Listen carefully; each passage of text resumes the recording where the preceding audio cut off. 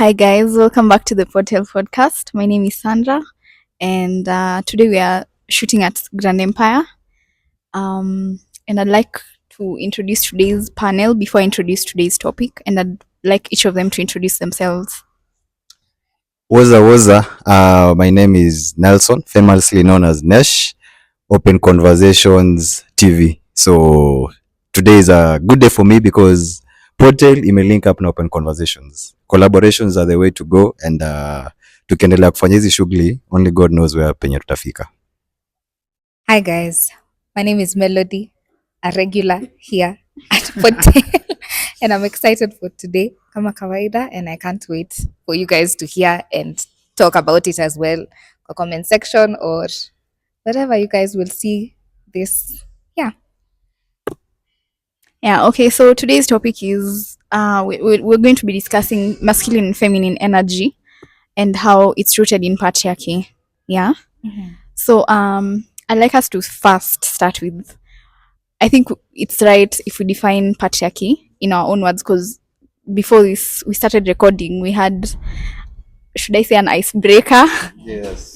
to sort of familiarize ourselves with each other, and we discovered that we all have different, or at least relative, definitions of things.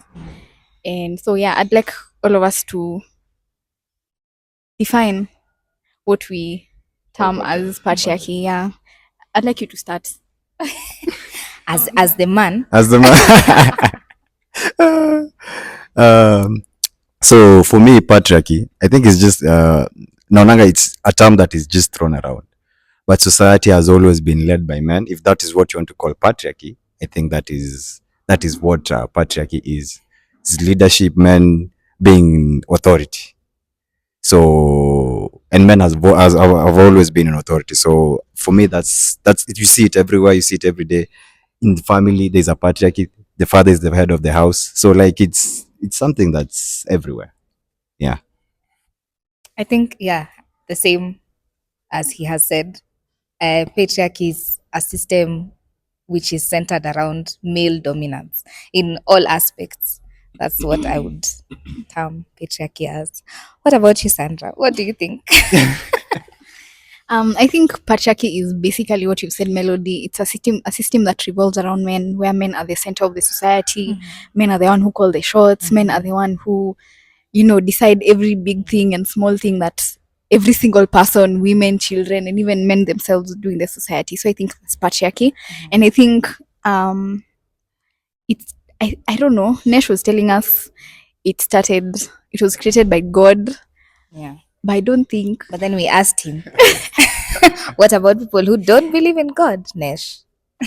Yeah, that's something you can choose to believe or not, but one thing we know is there's a system, there's an authority, and that's something we see. Hiyo si kitu yenye like utasema, you don't see it, so you don't believe it. And in every system, in every type of leadership, there needs to be a masculine energy. I'm a man. Even if it's a chile who's at the top, she has to be at least masculine, because leadership is something that requires you to be assertive, it requires you to be dominant, it requires you to be disagreeable, which are masculine traits. So it's something that's there. Even if a chile atakuwa like at the top, she has to be masculine. So yeah, ni kitu yenye iko, it's something that we cannot run away from. It's something that will always be there. From the beginning of time up to when Christ atamua arudi, but it's something that will always be there, whether we like it or not. Okay, Yeah. so I think what you're saying is for you to be in a position of leadership, you have to have masculine energy, right? Yes. But a woman can have masculine energy. Yeah, so I think now that brings us to Mi kwanza niko na swali. Okay. So you said for a woman to be in a leadership position, or a woman to be at the top of any food chain, you have to exude masculine energy, right? Yes. Does that then mean that women who don't necessarily lean into their masculine energy and do not have the potential or the ability or the capacity to lead ama to be in these positions? And that is the beauty of life. Hapo na penye tunaongelea masculine and feminine energy inakuja. When a woman is not in that position to be assertive and dominant, doesn't mean that she's not a leader. She is a leader in her own way, because women are nurturers, women are childbearers, women are keepers of the home, which I think is another leadership position. So without that, actually kuna quote fulani nilikuwa nasikia inasema the reason these other careers exist is to support the ultimate career, yeah, the homekeeping. Kwa sababu without home, like our value system inatoka wapi? From home. So I would say the most important career a woman can undertake is taking care of her family, which is a leadership position, which is something that society cannot function without. Inaanzianga from the home. So what about a woman who has decided she doesn't want to get married, doesn't want to have kids? To each is his own. To each is his own or her own. So kama God amekukol. So now this woman is more in her masculine. She's going to be more in her masculine energy. And if she's like called to be in that, because like hata ukiangalia Bible, Deborah was a judge. And she was actually a good judge. Alilid vizuri sana. So like if God calls you to that, I've seen boss ladies wenye wamefanya a lot of good crazy stuff manzi out there. So like if you're called to that, una feel like this is what you want to do, you have to sacrifice this other thing. Ojo issue inakuanga when you want both. You can't have both. It's whether you decide kukuwa boss lady, jua tu utakuwa masculine. And if you are masculine, you're going to attract feminine. Unaona? The polar opposites. If you're masculine, you're going to attract feminine. If you're balanced, you're going to attract somebody who's balanced. Actually, it's something I've read in a book. I know it sound patriarchal by the way of the superior man. So like, if you're balanced. If you're masculine, you're going to attract feminine. So you can't be masculine as a woman and attract a masculine man. Mutabat heads. I think you see what you've said about a masculine man will definitely have to attract a feminine woman. Yes.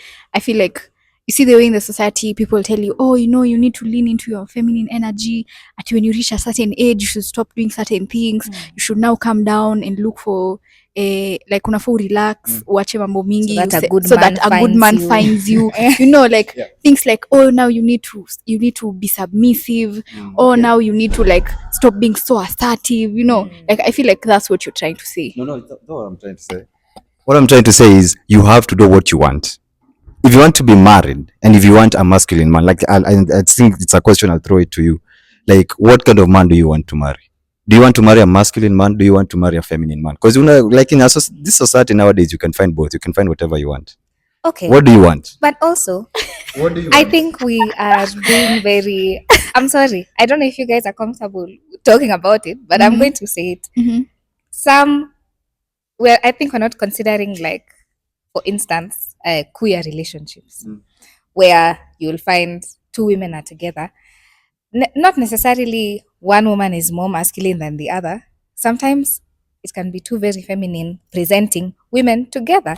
I'm so glad you brought that up. In queer relationships, kuna polarity. Sexual polarity is is a law of the universe. You can never run away from it. For your relationship, there's one who's masculine, there's another one who's feminine. You cannot be both feminine and work. Like poles, repel. Unlike poles, attract. Yes. You're in physics. You cannot debate or dispute kitu kama hiyo. So those are things that are there. And you just have to know what you want. And when you know what you want, you'll know how you're going to get it. I think to may dive in so much without letting the people know what is masculine energy and what is feminine energy. Yeah. So okay, let me take us back. Cooler rewind selector. So before we started this recording, we were having a chit chat and we sort of had this conclusion, quote unquote, that masculine energy is basically when someone is carefree. Traits of being carefree, traits of being assertive, traits of being leaders, traits of being logical, traits of being, you see, everything that as a society tunakanga hivi tunasema, this man, he's a protector, he's a provider, he's a, what's the third B? Protector, provider, priest of the home. Okay, pia hiyo. So all those things according to us culminate to masculine energy, and then feminine energy is being a homekeeper, being submissive, being but also emotional. Being emotional. Yes. Yeah. Which is the power you guys have. I don't know why you guys don't lean in that.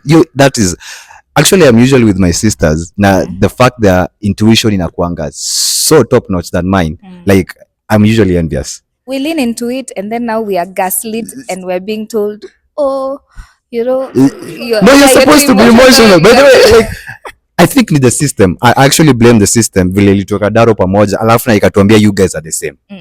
So like it messed everything up. So you want to say whenever, like, when we're not the same kabisa, like you cannot have, say for example, someone who has masculine energies leaning into some feminine energies, like being emotional. Like a perfect example, Nisai, this is June. By the time we're recording this episode, this is in June. So this is June. This is Men's Mental Health Month, and there's a lot of encouragement for men to speak up, for men to be vulnerable enough to like share their problems and talk about things. But Nesh, unatuambia tulioko class tukaambiwa nyi wote ni the same, yet we're not the same. So wait. Usininyagae. Wacha niongee. So does that mean that ni kama tuna take one step forward and making two steps behind when we say we're not the same? Because now inafanya the men wakwe mkwe, kumbe you're a man here, mkwe like, oh no, I need to lean into my masculine energy. I cannot talk about this. I cannot be vulnerable.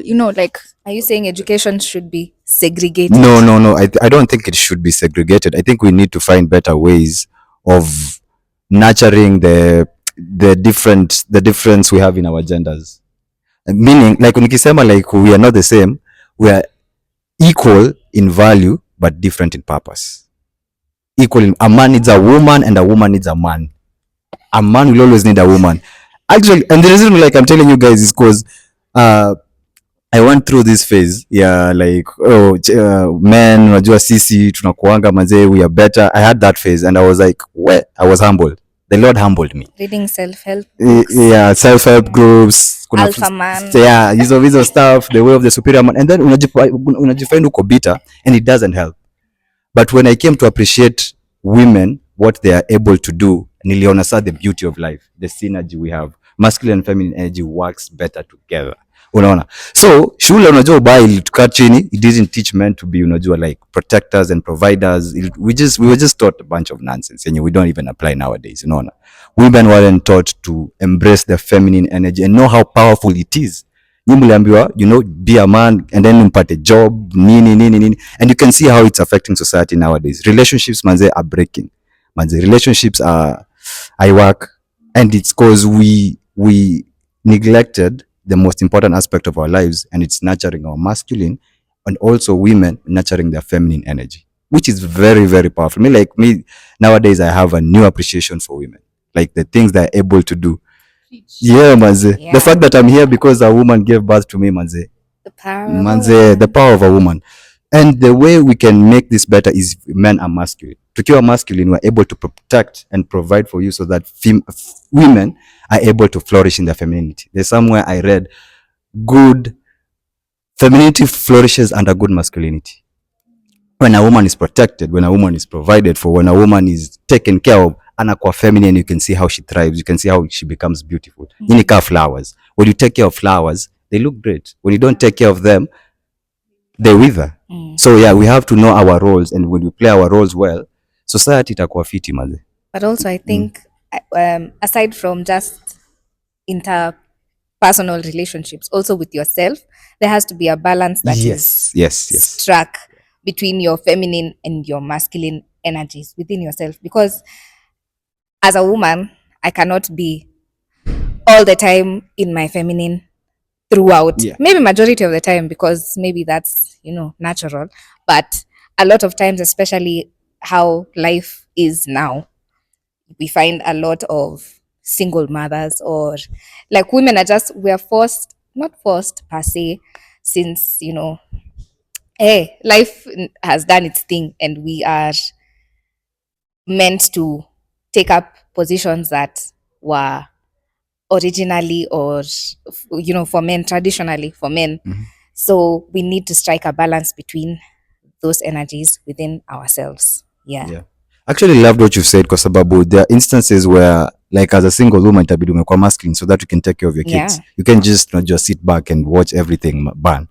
So there's a balance, and there's a point in time where, let's say you've lost your wife and you need to take care of the kids, you have to lean into your feminine energy. That's a case that I've seen, because me, I lost my mom and my dad had to, unajua, like alikuwa msevurugu, but saa zingine ulikuwa unaona like now he's toned down, he's chilled, and he had to, so you have to know how to switch on what energy at what particular point. But I'm not saying that men pia waende wakue so feminine, no, ama women waende wakue so masculine. There are instances where you'll need to, you'll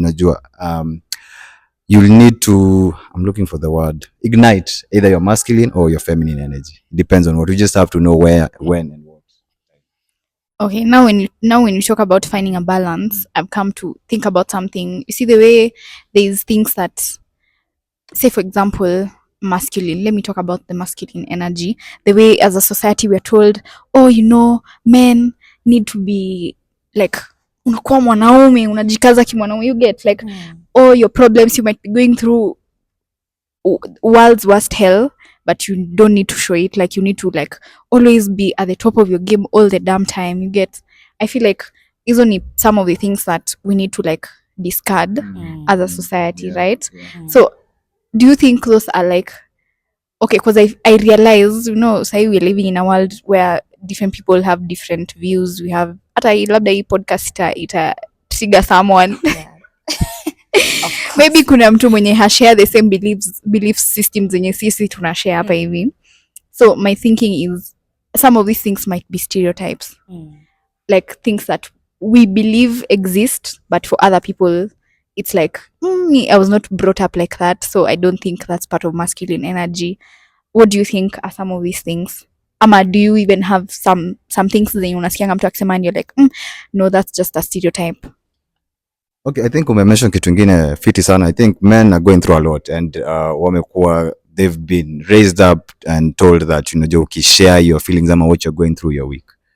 I usually tell men kitu moja, whenever you're going through something, ama like to just generally always just find a brotherhood first.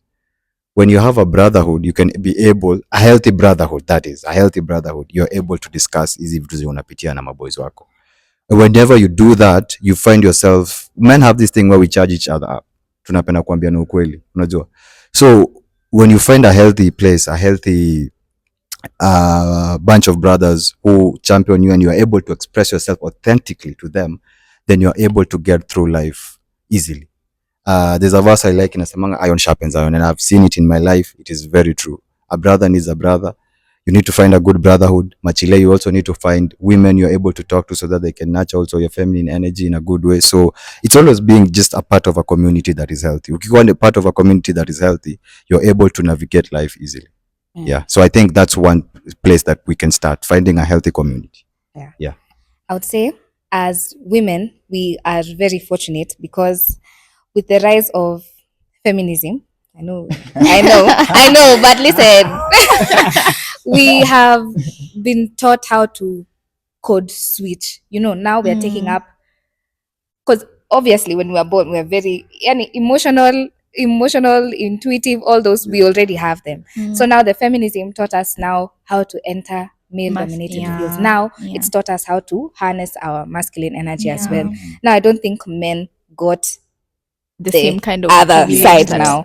They weren't taught how to be emotional, they weren't taught how to be intuitive, and I think maybe that is something that should be tackled. And men should also just lean into vulnerability. Like it's okay, for real. Imagine hata hatutoa judge like but I don't know, like there's a thin line between that, because ukianza kukule mse una complain every time that life is nini, your woman start anazanga kuboeka. Yeah, because you guys need a solid, you guys need a rock. Mimi unafaa kuwa unanikamia ukiniletea shida zako. Of course I'm not saying that men pia wejikaze and like everything you put up a front like everything is okay, but that's why I'm usually like find a brotherhood. Men, it's easy for men to be vulnerable with another man. It's kwa sababu like he gets you, unaona, like it's easy for me to go to my bro and be like, by the hii kitu inanikula kichwa manze, what do I do? Because we are solution based. Sisi tutataka, when we are saying something, when you're talking about a problem, we want a solution. But we're not talking about problem. Still again being logical. You're not allowing yourself to feel those emotions. Yeah, so that's not good. And it's true like hata like in my work and in my Think journey, even outside of feeling emotions somebody is who very has a important. family. Think of you Yeah. as yourself. You're a single man. You don't have responsibilities. Yeah. You don't have a family. Why would you have to pretend that you're okay when you're not? Yeah, that's the thing. That's why you need a brotherhood. And okay, tunasema story ya like expressing your vulnerability to your chile. That's a very thin line. It's a very thin line. It's a very thin line. Hata nyewe wenyewe mnajuanga when a man is weak, when a man is weak, when a man shows weakness. No. You guys, you know. Mnajua. Okay. I feel like generally it's not even just a men thing. I think even for us women, and I think Melody you can attest to this, we don't like people who are usually woye all the time. You know, like have some, I don't know what word to call Emotional it. intelligence. But like as in kila saa you're crying over the same thing. Leo the same thing, kesho the same thing, kesho kutwa the same thing. Like come on, man, come on. It's okay for you to like be emotional about it, but not overly emotional. Ile enye hadi inakuwa overwhelming to other people, you know. So I feel like that's what you're trying to say, like there's that fine line. And it does not apply to men alone. It applies also to Yes. Yeah. Okay. No, I like what Melody has said. There is also a place where a man you need to feel your emotion. There is a place ya kufeel emotion yako, but it shouldn't be a place where you stay. Ufai kukaa hapo for too long. But there is a time and a space for you to feel. Kama ni grief, feel the grief. Kama ni you've a heartbreak. I've been through some heartbreaks here and there, and feeling it makes you grow in a certain way. Like the one thing about men, one toxic trait we have is we push those emotions to the side. And whenever you push those emotions to the side, find when you jump into the next relationship, ama do whatever thing you're going to be doing, it's going to project. That's why it's important to feel, because when you feel, you internalize. When you internalize, you're able to know what the problem is. Na vile nilisema, solutions, men are solution based. When we don't come up with solutions, we feel like we're stuck. So yeah, there's an important place of feeling emotions, which I've liked what you said. I think, you know, like I said, women were very in tune with our emotions, right? And I think that's something that we can teach men if they are willing to learn. Yeah. Because you have to be willing. Because okay, I have had friends who do like this wellness things, wellness retreats where we go like somewhere to the forest, Female friends. do yoga. Yeah, mostly female friends. Actually, I wanted to do something like that, and then I was talking to somebody who is an event organizer, and then I was like, should we make this open to everybody, like men and women? And then she was like, I think we should just make it ladies only. Men don't come anyway. You see, like this, they're there for you, you know, the wellness retreats, learning how to journal, learning how to meditate, because those are the things that help you. It's true. Those things are really important. But you just don't want. So I feel like the reason certain, let me say, boundaries, I'm saying certain walls as to this is extremely feminine and this is extremely masculine is because of, you remember that question I asked about stereotypes? Because I feel like the biggest stereotype is masculine energy is very strong and feminine energy is very weak. So you'd find men don't want to tap into their feminine energy because they don't want the society to look at them as weak men. Women nowadays especially don't want to be called a strong woman, you know. Yeah. Like you've said, unatoa mapoints leo maze enyewe men need to know how to unaona kila siku na watch podcast. I need to run it back. Yeah, there's this you say something which is very important. Men need to learn how to journal, how to meditate. But the reason why men don't do it is because we don't see other men do it. There's something in us men, and yet we want validation from other men. Men usually want validation from other men. It's inakuanga crazy. When you see a guy riding a Bugatti or Ferrari, tunataka huyu niggas mwingine acknowledge. And that's why like ukionanga gari kali, maboys wanakuanga like umecheki ile gari. There's a buzz it gets. There's a dopamine rush you get when another man validates you. So the only way that can happen, and the only way men can be in tune with their emotions, because we are emotional. Kusema a man is not emotional, actually I think we are more emotional. I feel like we feel heartbreaks more than women. Well, I swear. I don't think So I think, hey, so the only way men can actually figure your place where they're getting in tune with their emotions, journaling, meditating, is when they're seeing other men do it. That's something I've started with my boys. Whenever I'm chilling with my boys, ukoaje? Because atukwangi na hiyo stuff. Like, where are you at in life? Where are you emotionally? Where are you spiritually? Sasa kila mtu akingoja mtu mwingine aanze, nani ataanza? Exactly.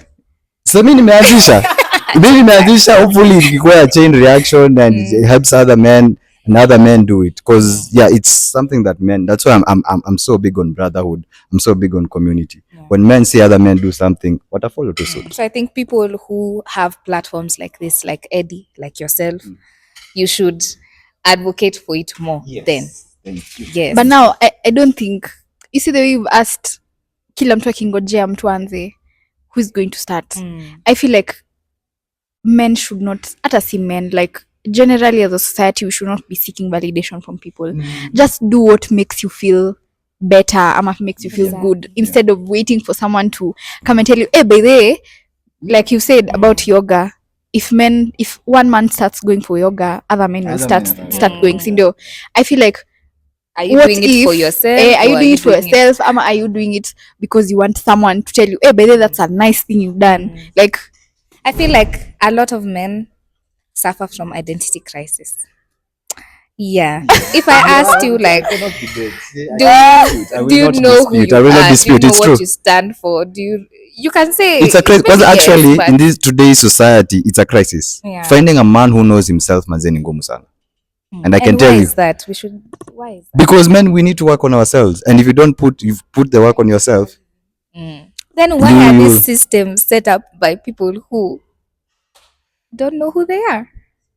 Yeah, I've seen that happen. Kwanza tukiingia politics, ukiangalia our leaders manze, they are doing a terrible job. Yeah, they don't know what they stand for, and you can see how it's affecting us. But I think it's a personal journey. We all must work out our salvation with fear and trembling. It's an individual journey. Like, we can help each other. I can help you find the meaning of life. I can help you know what you stand for. But it's something that has to come from within. That is something, it is an individual journey. And hopefully, mse moja wawili wakisikia, they do something. Because one man can change the world. Inazanga pole pole, and then you see how I've seen it happen in my life. I've seen the brotherhood that nimekuwa nayo, how imeanza tu kukua something big. Unaona? So you just do what you need to do, because me, I can't control you. I can't control you, but what I can do is control myself. No. So if I'm able to make myself better, and making myself better makes you better, means then the only into your feminine energy. Yeah, that's why I'm like, yeah. So mesema kujournal na kumeditate. Thank God I do that baze. Alafu na pia mimi napenda fashion, which is feminine manzi. Pia kujiachilia kama mwanaume bana. Unajua, nukia vizuri bana. You know, take care of yourself. Oga. Wanaume waoge bana, eh? Unajua, usijiachilie hivyo sana. So yeah, I think that means tapping into your feminine energy, which is, we need to be balanced, which is manzi. Yeah. Beautiful. Me, I have a question. Do you guys think, Ama, have any of you guys, now that we have a female and a male, have any of you guys been made, quote unquote, to feel like you're not fitting into Melody, a feminine energy, and Yunesh, a masculine energy in the society? And like, have you, maybe hata labda nyinyi wenyewe ndio mmefanya mtu akafeel ni kama wewe you are too feminine to be a man. You get? Have you ever been in that position? Well, you're told you don't fit your gender. Yeah. Too feminine. Have I ever been told that? I've been told I'm pretty. Okay. I think you're the feminine trait nimepewa. That's the most feminine thing I've been saying.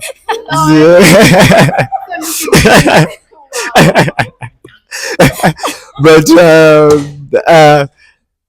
I'd say maybe actually nimeambiwa saa zingine Nesh mazee, you're too rough mazee, you need to be more gentle. I think mimi nimeambiwa na kuanga over extreme. Yeah, I need to tap into I need to tap into my emotions. I need to learn gentleness, cause me nimegrow up na like I'm a man, napenda kuchila maboys manzi. Nikiwa campus we used to stay for us, ilikuwa tu ma niggas. Nikiwa hata LD, the brotherhood thing started. Nikiwa nimechill manze, place napenda kuenda place my boys wako busy ya makeg. Yani I just like being around masculine energy. So I think one thing I've been told is you need to tap into your feminine energy. You need to learn to be gentle. You need to learn to, unajua, like, you know, be intuitive. You need to, unajua, like, tone down a little. Is it men who've told you? I've been told by both. Women most of the time. Kwanza my sisters, shout out to my sisters. My sisters wamekuwa like, chill. Unapenda vita sana, unapenda like relax. So yeah, that's what I've been told, and that's what I've been trying to do, and that is why, like, now I'm vibing with Melody akisema you need to learn to, unajua, journal, meditate, unajua, into, yeah. So it's very important. I've seen the importance, I've seen the benefits of it, yeah. Yeah. I think I can't say it was masculine that I was acting, but you know, situations where as a woman you're not prim and proper, you know, you're not sitting right, you're maybe kama mimi taking shots, you know, you're told hey, or like smoking or doing stuff like that. They're like you're not acting like a lady, you're not, you know, maybe in those cases. And the people who say this most of the time to me have been women. Yeah. I feel like that's the most common thing. I feel like because I had this era in my life, I was very carefree. I didn't care about how I looked. I didn't care about how I dressed. I was just, unanitaka hapa sawa nakuja, and I'm coming in whatever I feel like coming in. Like there was no need like hata hiyo urge ya kutaka ku sit and look pretty. Zero. And I feel like that was the most, naweza sema hiyo ndio time yenye most people, especially women, would come and say, hey, just be a woman, just be a girl, you know, like, alafu pia sahi there's this I wouldn't say named or written pressure, but it's in the air. Yeah, you need to buy pretty things. You need to, get like, you see someone with something pretty and you're like, that's pretty, I want something like that. Like, and it's not go and buy, it's I need to buy because other people are buying. And I feel like that's subtle. Be a woman. Yeah. It's very unfortunate that, I mean, okay, it's not bad, but also it's just the human experience to sometimes be carefree. Like, you can't always you can't always. I feel like that's the pressure unakuwa nayo madem. Kuka pretty, your makeup, that's a lot. Sometimes it's okay, it's healthy to just kujiachilia once in a while. But if you as a man saw a woman who is, you know, all put together, and then you saw another one who exactly, you know, even to you in your head you'd be like I think kitu yenye society na face hii ni women wamekuwa taught kuwa masculine. I think it's a pandemic right now. Nafaa kumaliza. Most women are masculine, and women need to learn how to be feminine, and most men right now are feminine. We don't stand for ideals. Naona nyume umesema identity crisis. Most men, I think, your experience with men most men wako na identity crisis. So I feel like we need just to get back into our assigned genders. If you're a man, try as hard as you can to be a masculine man. If you're a woman, try as hard as you can to embrace your femininity. Of course, ukiwa balance, but I think society itakuwa better. I think my biggest problem here is balance. How do you find the balance when I think, okay, let me ask a question and answer. Yes. Because like you said, try as much as possible to be a man, but at the same time you're saying lean into your feminine energy. You know, like hiyo ni kama fanya hivi alafu usifanye hivyo, fanya hii ingine. Like now how do you find that balance? You're already a man. Like you're not trying to be, you're already a man. So charge yourself up na ukinini hiyo masculinity yako, itafika tu place, you'll just know. Itafika place where you need, kama vile mimi nilifika place nikaambia manze, you need to tone down, you need to be in tune with your emotions. Utajua. That's why I'm saying it's a very personal journey.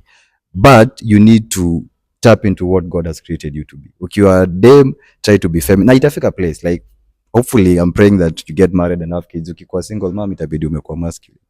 but at that particular point it will be necessary. It will be necessary. So that is why you need to know. That's why I'm usually like discernment, lazima ujue when to and how to. Yeah, I think that is the journey. Yeah, because our human experience does not allow us to just be Be one one thing. thing. Yeah. True. We are very complex. Yeah, so it's very situational. Kama unaninunulia chai leo. The complexities of yeah, life. yeah, Yes, yeah. yes, yes. Very situational, very ina depend too. Ina depend, but also hata sijui nilikuwa niseme nini. Many distract. But yeah, it depends on situation. Okay, so now as we're wrapping up this conversation, is there any parting shot like you'd leave to people like men? Wewe najua utasema as a man. Be a man, kuwa mwanaume. So is there any parting shots that like you'd want to leave for our viewers? Me, I'd say one thing. Kwanza subscribe up Open Conversations TV. Subscribe. But what I really want people to know is that hizi vitu hatuwezi fanya bila God. God is the one who's created you. He knows why he's put you where he's put you. If you have a personal relationship with him, he will teach you these things. Sisi ni wase, I'm human. I'm talking from experience. Na wewe unaweza kuwa from another experience. But if you walk with God, if you trust him, he will be able to lead you and guide you to the person you want to become. Masculine, feminine, balanced, or whatever. But the most important thing is walking in God's purpose, walking with God, and everything else will follow. Okay, Melody. I think very wholesome conversation by the way. Nimeji enjoy. It's actually very unfortunate that we have to cut it short, but I think we need a part 2. yeah. Eddie, Petition. utatuambia. Take this as a petition for part 2. Yeah. But I think people should, strive to learn as well, aside from what we've said, like about the masculine energy and the feminine energy, and know that they both exist within all of us. So we just have to learn how to strike the balance. And again, that is everyday practice. You have to be very intentional about it. Yeah. Okay. As the host of this pod, no, not really. Personally, I had a very wholesome conversation, just like Melody has said. Mine is to echo what Mwalimu has said. Yeah.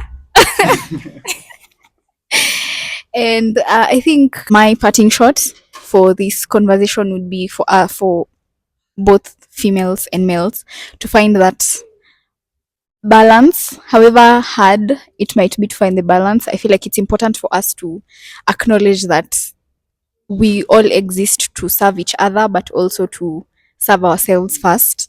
So even as you be masculine, also remember yourself, remember to take care of yourself, remember to take care of emotions.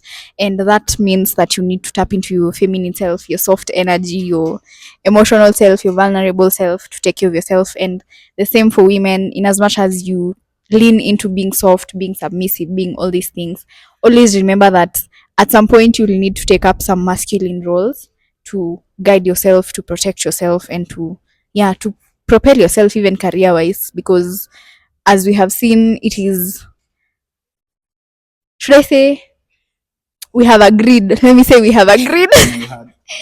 We have agreed. We have come to a consensus that being assertive and being in leadership positions is more often than not linked to being masculine and masculine energy. Yeah, so that is all that we have for you today. And I'd like to remind us that on the 5th of July, we have a meet and create edition. I think by the time this episode we posted, haitakuwa imefika hiyo July. So we're welcoming all of you to meet and create Eldoret edition. Yeah, it's on 5th of July, and we have tickets on the website www.meetandcreates.com, and the tickets are going for 2,500. We're welcoming all creators. It will be a very good opportunity for you to network and create content and learn even from big people in the content creating industry. Yeah, so karibuni nyote, and have a lovely rest of your day or night, whatever time you're watching this. Yeah, that's it. Bye. Yeah. nafaa kuongea. Imeisha. Niseme bye bye bye.